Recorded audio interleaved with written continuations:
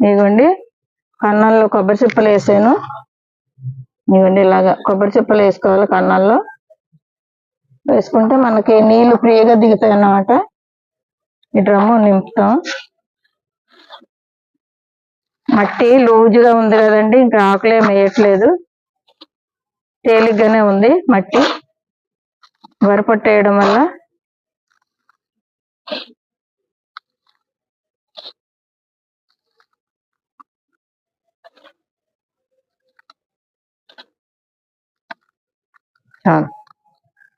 ఇప్పుడు గ్రో బ్యాగులు వేస్తానండి.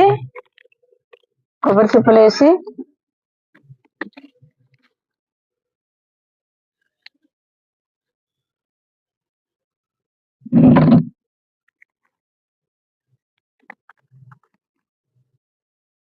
ఇవన్నీ బెండ మొక్కలు ఉన్నాయండి.